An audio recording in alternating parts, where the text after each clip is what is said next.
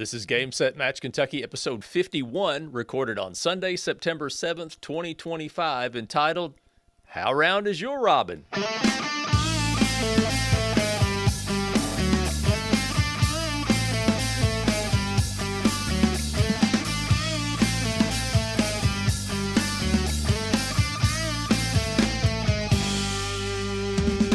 Hey everybody, it's time for another episode of Game Set Match Kentucky, where we talk about all things related to tennis in Kentucky, especially the Central Kentucky Tennis Series.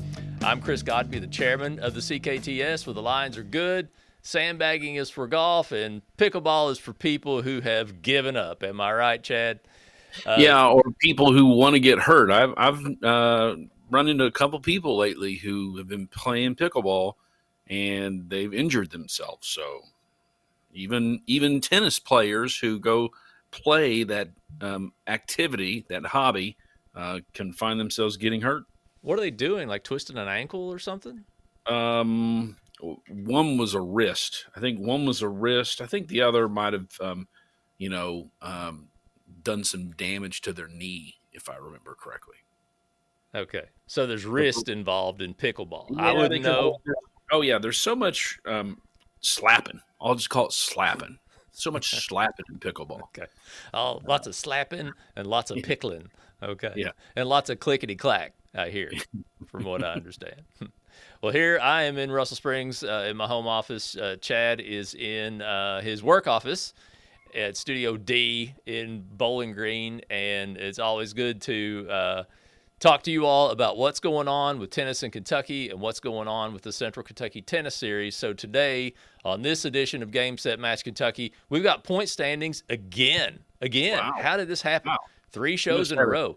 It's what happens when somebody's not renovating their house during the season, right? When someone's, that's exactly right. That's an excellent point. When someone's not renovating their home, they have a little bit more time to keep up with the spreadsheet of all the point standings. So we've got more point standings today, and we've got some tennis news and announcements, a whole lot more stuff that you never asked for. But we'll start with the most recent tournament we just had on the CKTS Tour, and that is the Glasgow Open.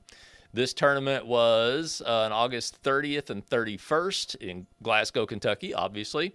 The weather was perfect. It was picturesque weather, I guess you could say, and smooth from what I saw. And they wrapped up early on Sunday afternoon, and we've got the results for you right now. And I'll let Chad start with the junior divisions. All right, so let's go to boys 12 and under singles. It's Aaron Chang defeating Alok Chaudhry 6-3 and 6-1. In boys 14 and under singles, it was Sawyer Kurtz defeating Roger Pierce 6-1, 7-6, and 7-4 in that tiebreaker. In boys 16 and under singles, Thomas Chandler defeats Jacob Allen 6-0 and 6-0. In boys 18 and under singles, Thomas Chandler defeated Shepard Kurtz in the final 6-1, 6-2. Was no girls 12 and under singles. There was a girls 14 and under singles. It was a round robin. Ava Wise was the winner. She went 2-0. Kate Donovan was second, and June Cruz finished third. In the final of the girls 16 and under singles, it was Andrea Herrera defeating Madison Law 6-1, 6-1. And Andrea Herrera also on the girls 18 and under singles, defeating Claire Riney 6-1, 3-6, and then 10-6 in the tiebreaker. Now let's go back here. Did you say the boys 16 and under winner was Thomas Chandler? The boys 18 and under champion was also Thomas Chandler. And so we had the boys and girls champions in the 16 and 18s for both boys and girls. I can't remember that happening too many times. Yeah, I would have to dig way back into the archives to find a result like that. So yeah. We'd have to hire a statistician to know that off the top of our heads. Yeah, we don't have one of those. So all right, so that was girls 18 singles, right? Yep. And so boys 18 and under doubles, we have a round robin here. And in first place in that round robin was Jack McCubbins and Coleman Greathouse. They won both of their matches. The second place team was Shepherd Kurtz and Sawyer Kurtz. Girls 18 and under doubles was Merity and Madison Law defeating Lauren Neville and Addison McFall 6-love and 6-3. There was no mixed 18 and under doubles, so I'm going to jump on into the adult divisions and go to men's open singles, where Noah Bennett is the champion of the Glasgow Open men's open singles, defeating Gavin Morgan 1-6, 6-4, and 12-10. That's a pretty tight tiebreaker. Men's C singles saw Steve Parsons defeat Larry Kohler 6-4, 2-6, and 10-7 in the super tiebreak. And in men's B singles, Evan Brown is the champion, defeating Chase Cloyd 6-3, 7-6 with a 7-4 second set tiebreaker. Men's 40 and over singles was a round robin, and Jackson Grover was the winner. He went 2-0. Gaku Mitsumatsu was second, and Carlos Herrera was third. And we'll get to that a little bit later in the points. But again, it's been Jackson Grover and Gaku Mitsumatsu Back all and forth. summer long. And this one went to a tiebreaker as well. If you'll remember, in the Puppets tournament, it was Mitsumatsu winning in a third set tiebreaker 10-8. Right. In this one, it's Grover winning in the super tiebreaker 10-8. So I would actually like to watch one of these matches. It seemed to be I'm either not there when it's happening or I'm playing while it's happening, but I would really like to watch one of those. It's been quite a rivalry in the CKTS between those two this summer. Well, this tournament did have a women's open singles division. It was just a final, but we have Erin Riney winning that one over Taryn Deckard 7-5, 6-3. There was no women's B singles, though. There was also no men's open doubles, nor men's C doubles. Wow. So our next division is the men's B doubles, and it was Scott and Jude Tabor defeating Clinton and Ethan Kiddick 3-6, 6-3, 10-5 in the tiebreak. A little bit of an interesting situation in men's 40 and over doubles. This was a round robin, and we're going to be talking about round robins later. This was one of those rare round robins where it was a three-way tie. The first match was Tim Perkins and I against Bill Flickinger and Darren Polston. And after being down 4-1 in the first set, we somehow came back and won that match. So, all right, so we were at 1-0, and then Tim was injured, and Tim withdrew from what would have been the third match of the round robin. And so we end up in last place because of that default. So the champions of that division, to make a long story short, are Bill Flickinger and Darren Polston, their first place position. And when we get a little bit later in the show, we're going to talk about how they got first place position despite losing their first match. In women's open doubles, it was Aaron and Claire Riney defeating Amber Brown and Trina Rickard 6-2 and 6-2. There was no women's B doubles. Let's go to mixed open doubles, where the hometown team, the father and daughter team of Jarrett McFall and Addison McFall, defeat Alexis Hales and Jackson Grover 6-4, 6-3. It's 2 in a row for them because they won the Puppets in the mixed open as well. That's right. And then in mixed B doubles, it was Alexis Hales and Chase Cloyd defeating Evan Brown and Amber Brown 6-1, 4-6, and 10-6 in the super tiebreak. So that's a look at the results of the 2025 Glasgow Open. Coming up next, how did these results affect the standings? We'll find out right after this word from Vision Cabinet Source in Campbellsville, Kentucky. Are you thinking about a home renovation or a new build? Start with the cabinets, because great spaces begin with great design, and there's no better place to start than Vision Cabinet Source in Campbellsville, Kentucky. Vision Cabinet Source delivers premium cabinetry backed by a 17-step finishing process, ensuring top-quality craftsmanship that looks beautiful and lasts for years. From kitchens to bathrooms to office spaces, their wide selection of styles and finishes means you'll find the perfect fit, whatever your vision. And it's not just for locals. They ship nationwide, so no matter where you are in the U.S., you can get high-quality cabinets delivered right to your door. Whether you're a homeowner, builder, or contractor, Vision Cabinet Source makes it easy to get the look you want at a price that makes sense. Visit visioncabinet.com or call 270-465-3222 to get started. That's Vision Cabinet Source, where your vision becomes reality. Okay, so now it's time to take a look at those point standings. These are all the way up to date. They're already on the website at cktstour.com. Right now, they've actually been posted a few days ago, quietly. Didn't make an announcement about it, just quietly posted them and went on. This, by the way, Chad, I'll just say this. I don't know if nobody's looking at the points or if there are just no mistakes, but no one has reported any mistakes in the point standings. And there's always mistakes in there somewhere, but no one has said anything. So, before we get into the points, you mentioned that we are recording this on Sunday, September 7th.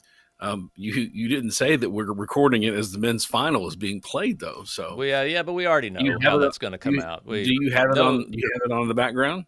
No, my TV's right there, but I don't have it on right now. Okay. Have they started? Actually, it's 4 p.m. Central Time as we. It's in the fourth.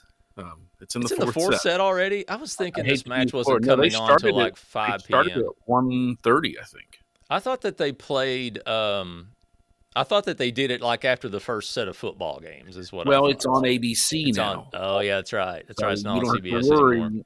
They used to do an early CBS NFL game, and then they do the US Open afterwards. Well, that shows how well I've kept up with it lately. But so it's in the fourth. I'm going to say that Alcaraz is up 2-1. Alcaraz is up 2-1, and he's up 5-3. So he just held for 5-3. So so this match may end while we're taping. We'll probably have a champion by the time we get through the point standings. I'm glad I didn't say what I almost said, which was nobody's beating Sinner. Yeah. All right, let's get into the points. Right. All right. So let me bring those up here. All right, we'll go ahead. You go ahead. We'll start with men's open singles. Open singles, if you remember just a few short minutes ago, you heard that Gavin Morgan lost in the final of the Glasgow Open, but that pulls him into a tie with Young Jun Woo at 9 points with one tournament remaining. They are 1 point ahead of George Hopkins, who currently sits at third but has not played since he won the Miller Park Tennis Classic and the Sidney Cassidy Memorial in back-to-back weeks. So that one will come down to the final tournament. All right. And, all the way through those top four positions. I mean, it depends on who plays at the Russell County tournament next week, but it can go a number of different ways. All right. Men's B singles. Right now, Evan Brown is tied for first place. I'm straining a little bit. I'm sorry, because it's my monitor is kind of far away from me that has the points on it. Evan Brown and Chase Cloyd are tied right now with 13 points apiece, followed by Mason Young in third place with 10. It's a big win for Evan in Glasgow. He had lost in the final of 3 tournaments and beat Chase in the final to tie that at 13. So I would think both of them are going to be playing in Russell Springs next weekend. I think there's a good chance they will.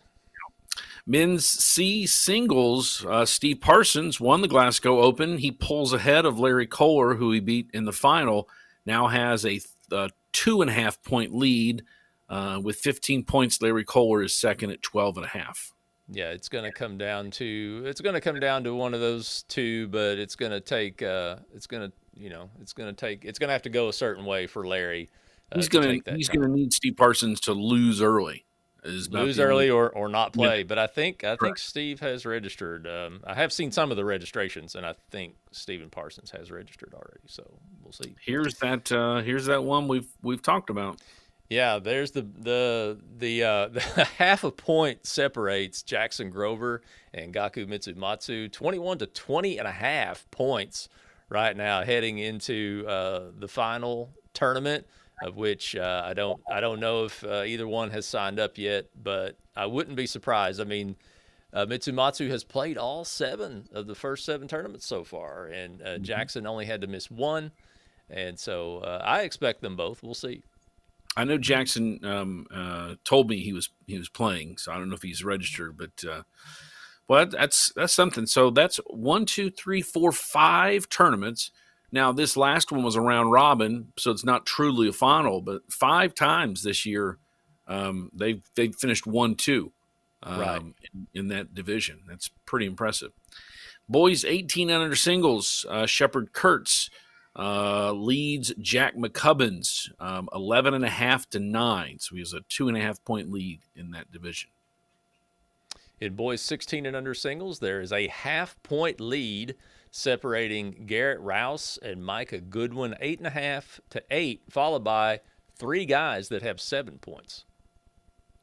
In boys 14 and under singles, Roger Pierce has pulled away a little bit, but Sawyer Kurtz won in Glasgow to keep it close enough.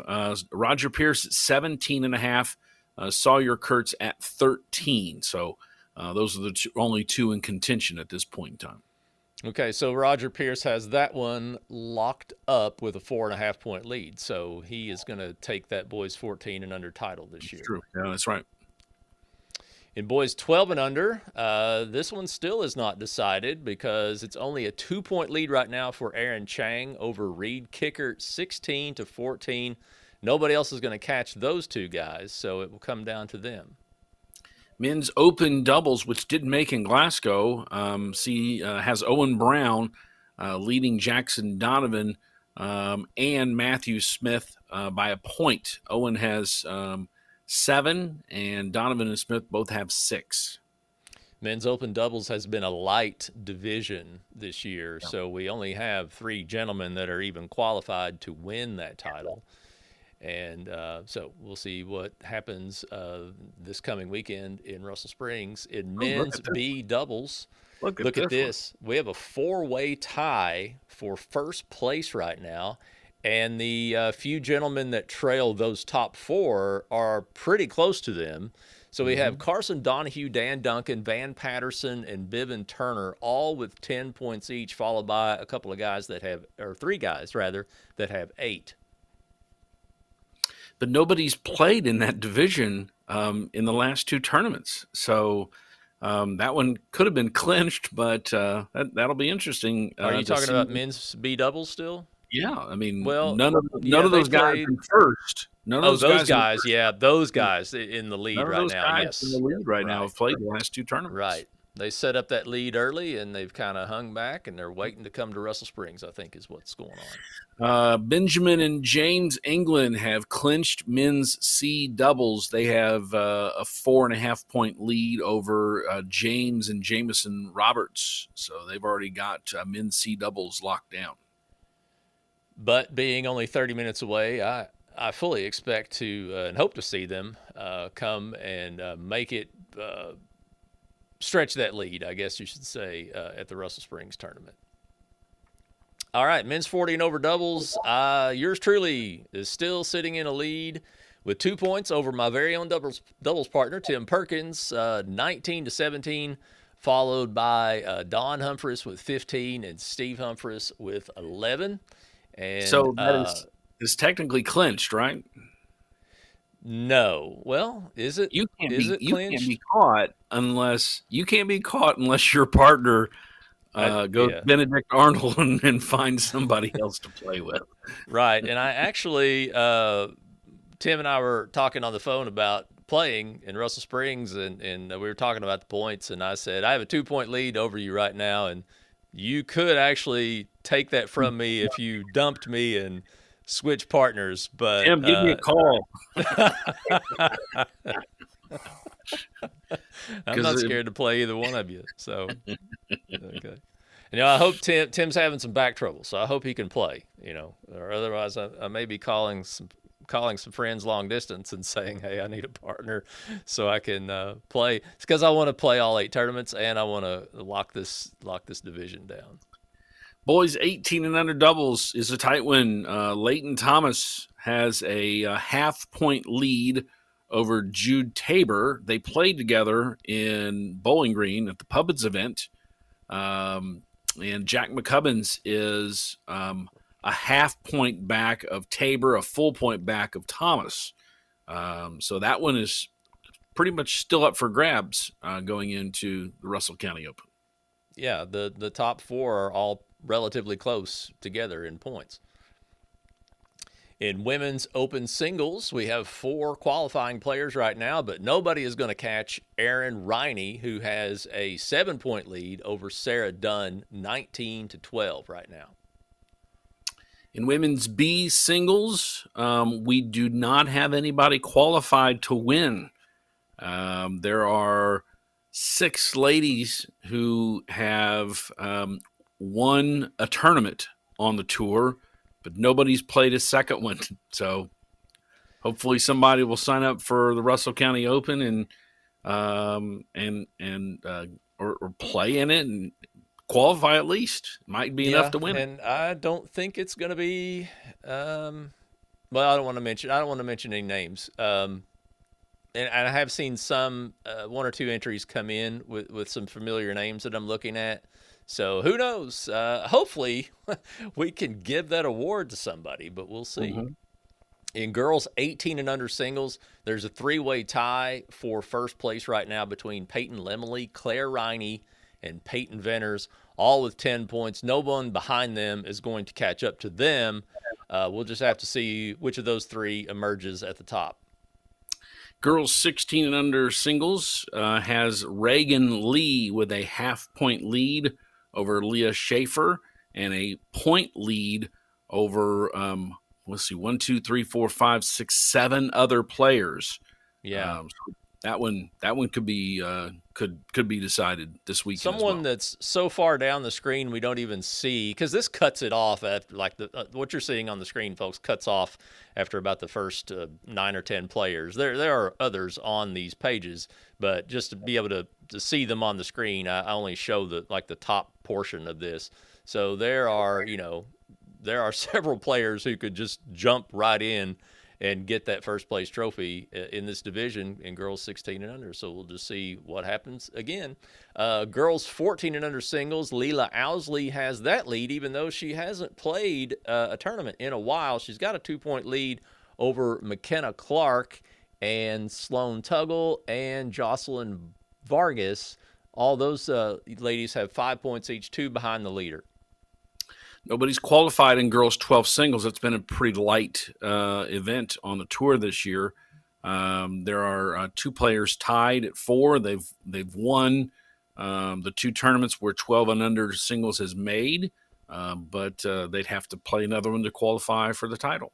Once again, I hope that's one where we can, give away an award to somebody. Yeah. So, all right. In women's open doubles, Trina Rickard, the director of the Glasgow Open, is in first place by 2 points over Erin Riney with 1 tournament left to play.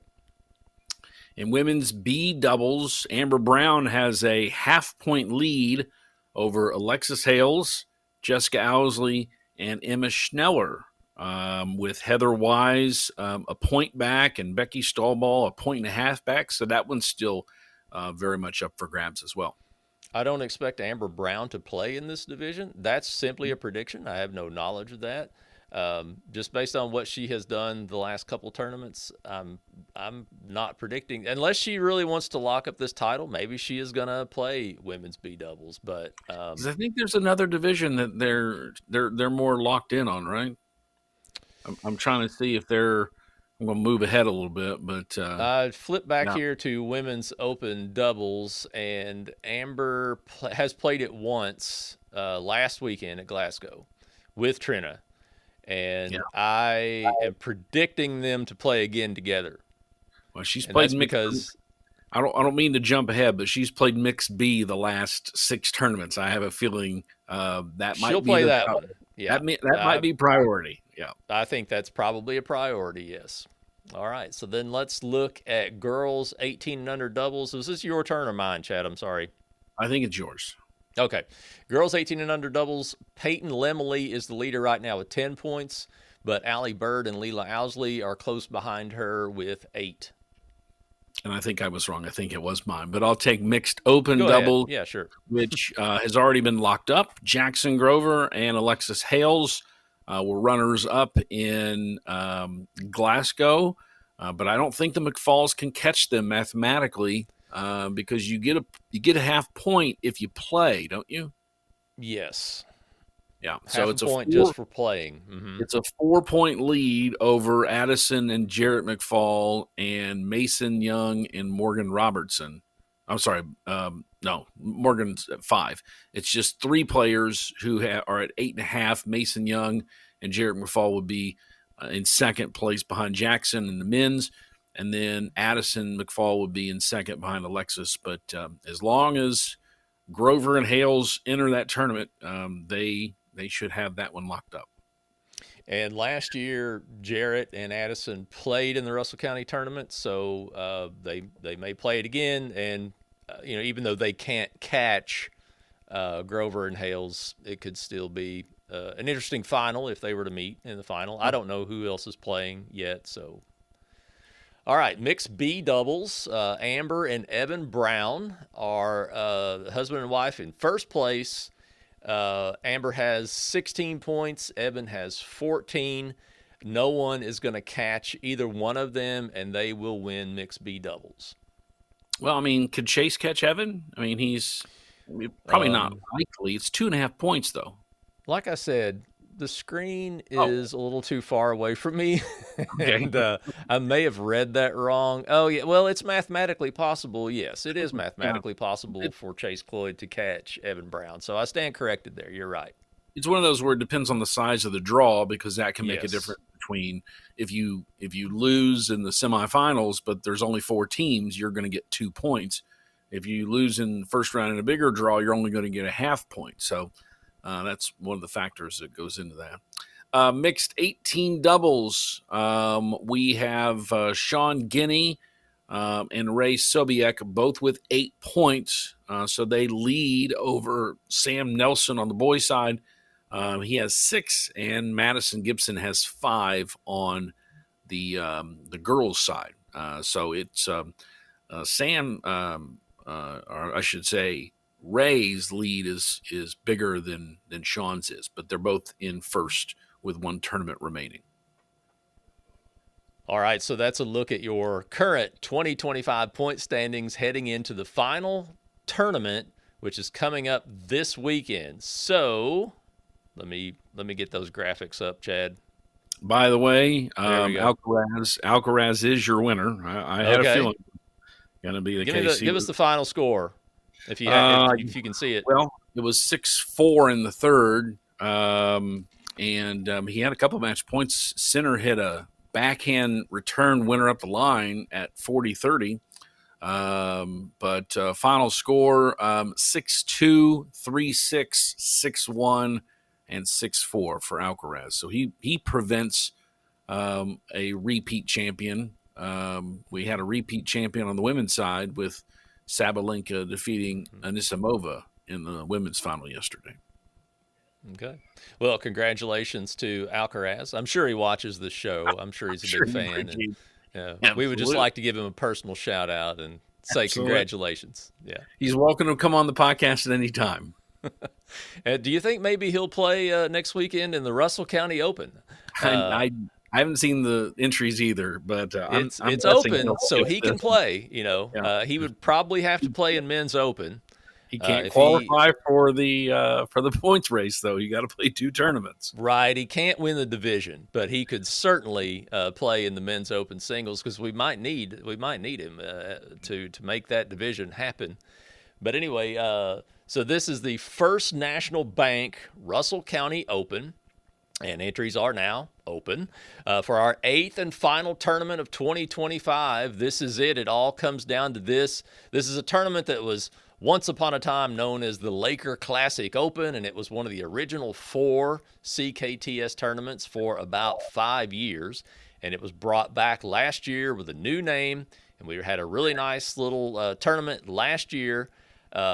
Laker assistant coach Nate McQuarrie is the director of this one, and we're hoping for a good turnout next weekend in Russell Springs at Russell County High School. You know, I wasn't able to make it over last year. I don't know that I'll be able to make it this year either, because September is a pretty busy month, and I hope that's not the issue for a lot of folks that they can't make it over. But yeah, I mean, new courts at Russell County last year, right? So, you know, they got great facilities. It's pretty centrally located for the tour, isn't it? Isn't Russell Springs maybe on the southern end? I would say Campbellsville or Glasgow is more centrally located among the tournaments, among the cities where we play. But you know, it's right of center. It's east of center, I guess you should say. So, got it. So yeah, I hope so. People, the weather looks like it's going to be great. You know, if you don't like playing in the heat, play in these September CKTS events, because last week in Glasgow the weather was wonderful, and the forecast looks pretty good for next weekend as well. We're going to use Russell County High School, obviously. That's the base of the tournament. Jamestown City Park has 2 nice courts there that we are also using at least the first day. And I'm even opening up the backyard for people that want to play here in my backyard. So, yeah. Wow. And there's still a little bit of time left to register if I get this show edited in time, that is. Or you may be watching this after the deadline has passed. It depends on how much editing I have to do and how long I have to do it. So be sure to get in before that entry window closes, if it hasn't closed already, on Tuesday night, September 9th at 6 p.m. Central Daylight Time. And as always, you'll go to cktstour.com to get started. Game Set Match Kentucky is proud to partner with the Tunnel to Towers Foundation. For only $11 a month, you can help provide homes for veterans and first responders in need. The Tunnel to Towers Foundation has made a promise to eradicate veteran homelessness across America. They've served, they've worked really hard, and I think that what Tunnels to Towers is doing for the people vulnerable, like giving them a sense of community, that's incredibly important. And it feels a lot like home. Hey, I'm Pete Alonso. Let's go Mets, and let's help the Tunnel to Towers Foundation. Go to t2t.org for more information about how your donation can make a difference. Okay, Chad and I are going to go back and forth here with a few announcements for USTA Kentucky. First of all, nominations are now open until September 15th for USTA Kentucky Awards. You can nominate individuals, organizations, facilities, and events for various recognitions and awards. You can check the USTA Kentucky Facebook page for a graphic that looks just like this one, and they have other reminders too for the same thing. But this has a link to the nomination form. It's actually not at USTA Kentucky's website. It's at Southern's website. So they do have links on their Facebook page that will take you there for this nomination form. Yeah, it doesn't take very long to nominate. I think some people might get intimidated thinking they don't have enough information, but just provide whatever information you can that can help the committee understand why they're deserving. I would encourage people to do so. Kentucky Tennis Weekend is a fabulous weekend. This is kind of the last event, usually, the USTA Awards. The Raise a Racquet Foundation does a great job with that event all weekend. It's a wonderful event. So there's a lot of deserving people out across the Commonwealth. So if you know somebody that you think deserves recognition, go ahead and nominate them. All right, there's also time to register for the Raise a Racquet Golf Scramble. This event will be held at the Lake Forest Country Club in Louisville on October 27th. An early registration discount is still available until September 21st. Sponsorship packages are also available. Those are due by the 21st of September as well. Full details on registration and sponsorship are available at raisearacketgolfscramble.com. This event supports the Raise a Racquet Foundation, which is the charitable arm of USTA Kentucky.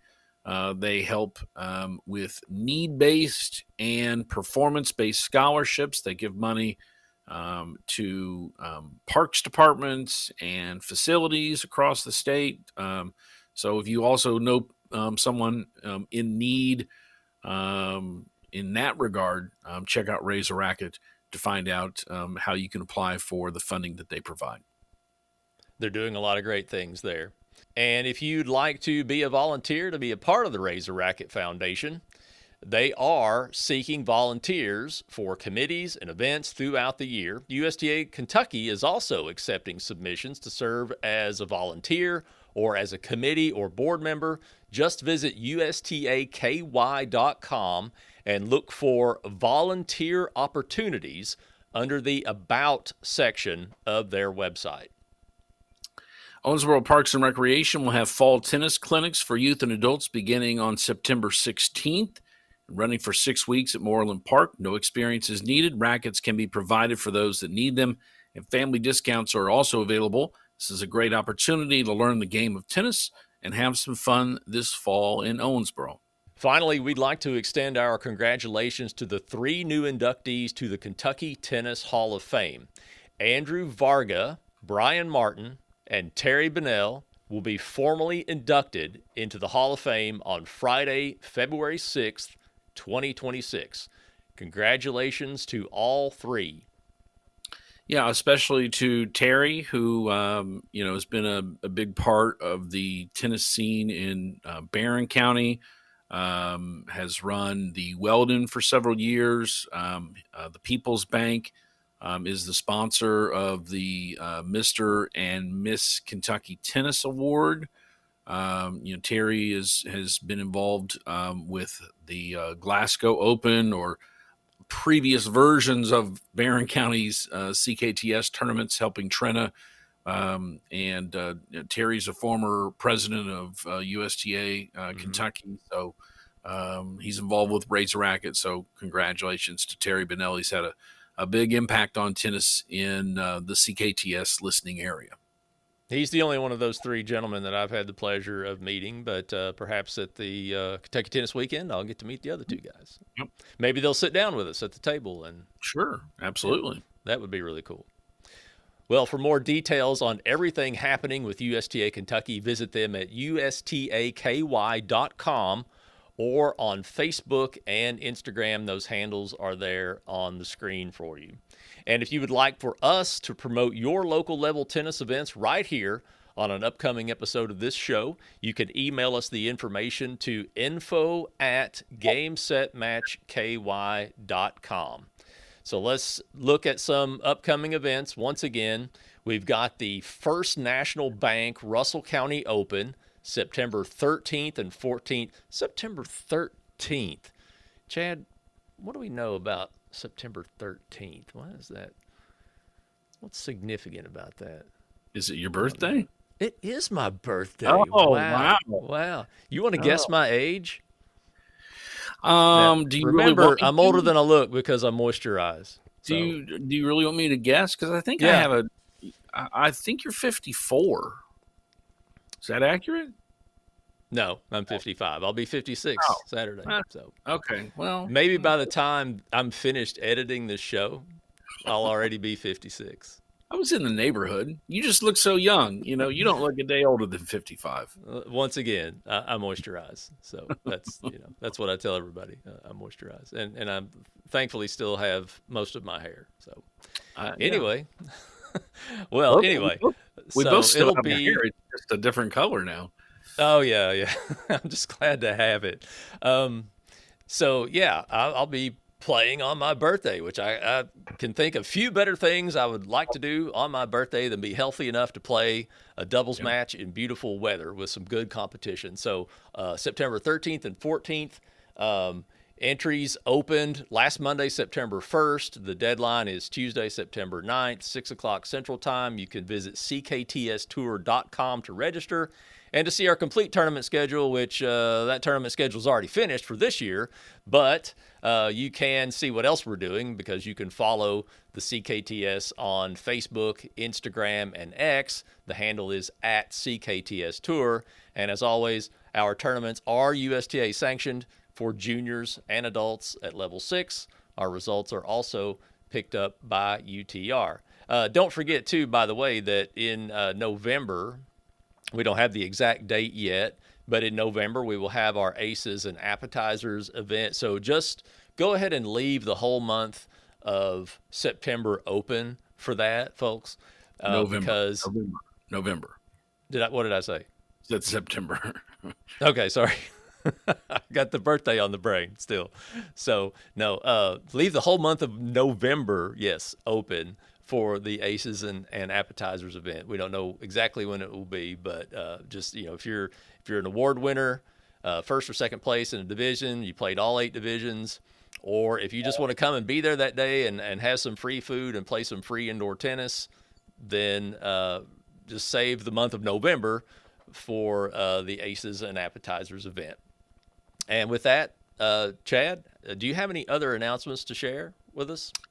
Well, you mentioned volunteers. I will say we're needing volunteers for the USTA Combo Doubles Tournament, which Bowling Green will be hosting October 17th through the 19th. The tri-level tournament was this weekend in Hendersonville, or Henderson, Kentucky, not Hendersonville, Tennessee. So we are hosting Combo on the 17th, 18th, 19th.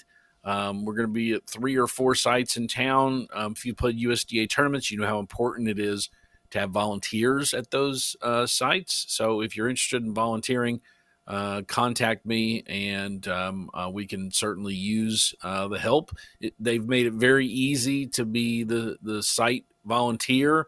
If you've played USDA tournaments, you're sent to the courts via your phone.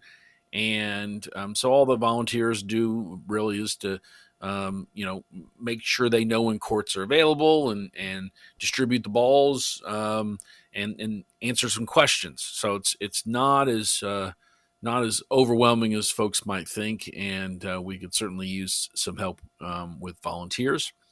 And then the CKTS tournament schedule wraps up, but we've got another tournament just around the corner. The Bowling Green Open, which I will be running, is September 26th through the 28th. So it's just a couple weeks away. The entry deadline is actually 2 weeks from tomorrow, the 8th. Tomorrow's the 8th. 2 weeks is the deadline. The 22nd is the registration deadline for that. That tournament is a level 4 tournament, so there's a lot more USDA ranking points available. We've got some great prizes in the goodie bag, or great player gifts, I should say, in the goodie bag. We have a lot of the same divisions that we have on CKTS. We've got men's 3.0, men's 3.5, women's 3.0, 3.5, 4.0. We have open divisions, but we also have age group divisions. So we have 30 and over, 40 and over, 50 and over, singles and doubles, men's and women's. We have mixed. So that tournament will probably be played here at Buchanan Park, the indoor and outdoor courts. But that tournament is just around the corner. So deadline is 2 weeks from tomorrow to sign up for the Bowling Green Open. So age division, so elderly folks like me can play. Sure. It is on the 10s, so you'd still be playing in the same division. You'd be playing in the 50s. Yeah, I can't play those young 50-year-olds. No, there's no way I can hang with them. No, unfortunately. So last year was just age group, but we've tried to expand that a little bit because a lot of people would rather play at their NTRP rating level than at their age group, because that can be very different. I mean, you might think you're playing, a lower level, and then you end up playing the 50s, and you end up playing against Chris Godby, and you got your hands full. So. Oh, yeah, absolutely. Be scared, for sure. All right. Well, you can learn more about anything happening in Bowling Green by visiting the SOKY Tennis website at sokytennis.net, or their very active Facebook page is at facebook.com/SOKYTennis. Chad, believe it or not, we have a Challenge the Call question today. Are you ready for this one? Yeah, can't All wait. right. So this connects back to the men's 40 doubles division that finished at the Glasgow Open in a 3-way tie. So the question is, how are the results of a round robin decided when the winning is equal? Can you give us the quick explanation of that? Well, I'll go to your friend at court because it's what I thought, but that's what we have to use is the USDA's friend at court since we're a sanctioned tournament. So friend at court basically says, if you have a 3-way tie, I'll backtrack. If you have a tie in a round robin, now the CKTS only does round robins with 3 teams. So you'd always have a 3-way tie, but there are some divisions where they do a round robin with 4, and you could have 2 teams tied. If you ever have 2 teams tied, it's just head to head. In the 3-team round robin, we had this at the Puppets tournament a couple weeks ago. We had 3 players who went 1-1, but one of them lost in a 3rd set tiebreaker, where the others were determined by straight sets victories. So sets lost is, or maybe I think it's usually sets won. Anyway, it's sets. So here's what friend of court says. If 3 or more players are tied, the referee shall use the following steps. Will break the tie given these steps: head-to-head, win-loss, which really doesn't apply. The player with the highest percentage of sets won of all sets completed. So if you go back to the Glasgow Open, Bill Flickinger, Darren Polston, they went 1-1.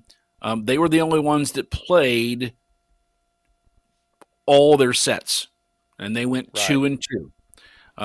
Steve and Don Humphreys, they won their match by default, but that is not scored.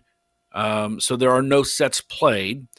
And then Chris and Tim Perkins won their 2 sets and lost 0 because, again, their loss is not scored.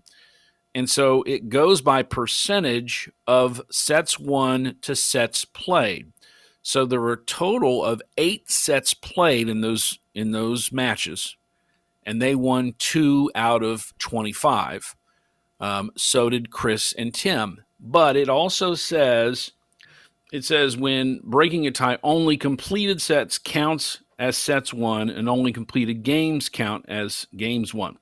A player who has defaulted for any reason other than lateness shall not play in subsequent matches and may not be declared the winner of the round robin. A player who has defaulted, retired, or creates a walkover shall finish lower than every player who has an identical match record. So with that said, Chris and Tim, because they defaulted, had to go to the bottom.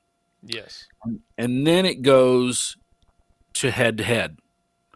And so because Bill and Darren beat Don and Steve, they won the division by going by winning that head-to-head. They also would have won by sets because sets is the next determiner. And then it's games and so on and so forth. So it actually goes highest percentage of sets, and then it goes highest percentage of games and so on and so forth. But there's a whole system of how to break it down. But what we had, the computer did it. We just had to understand what the computer did. Right. Yeah. If you are the team, mention that Serve Tennis does it for you. The if software does it for you. But if there's a tie and you're the team that created a win by default or a walkover, you're automatically last. That puts you last, and then it goes head-to-head, and then sets one percentage of sets won, percentage, and then percentage of games won.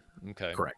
So I wonder if there's a way it can be tied even further than that. Like, what if his percentage of games won is the same? I'm sure that's possible. Percentage of games won. It says head-to-head win-loss record in matches involving the players who remain tied. Player with the highest percentage of sets won, of sets completed. Head-to-head win-loss record in matches involving the players who remain tied. The player with the highest percentage of games won. And then you can eventually just get down to a coin flip. So, oh, really? Usually, it actually says that coin flip. Wow. Well, it says if the referee has applied all the steps and a tie cannot be broken, the referee shall use a random drawing among the remaining tied players to determine their order to finish. So oh wow, that would be brutal. Yeah, I'd say go back out there for one more super tiebreaker. I think first serve in. All right. Well, that takes care of it, maybe, or does it? How round is your robin? It's pretty round in this case. So, anyway, well, thank you for that challenge the call question. And if anyone else has one, you could email us at challenge@gamesetmatchky.com. We always love digging into these. That's going to serve out, though, this edition of Game Set Match Kentucky. I'd love to thank everyone for watching and listening. As always, you can subscribe with any podcast app on your mobile device. And in that device, you can also give us a 5-star rating and leave us a short review. Our website is gamesetmatchky.com. And you can follow this show on Facebook, Instagram, YouTube, and X at the handle @GameSetMatchKY. Chad is on X at @ChadYoungTennis, and I am on X at Chris Godby. Once again, we'd like to thank our sponsor, Vision Cabinet Source. And this is one thing I miss at the U.S. Open is the drama of these replays. It's all AI and robots and everything, but still, we're out. Hawkeye still says we're out. So, anyway, I am Chris Godby with Chad Young, and this has been Game Set Match Kentucky.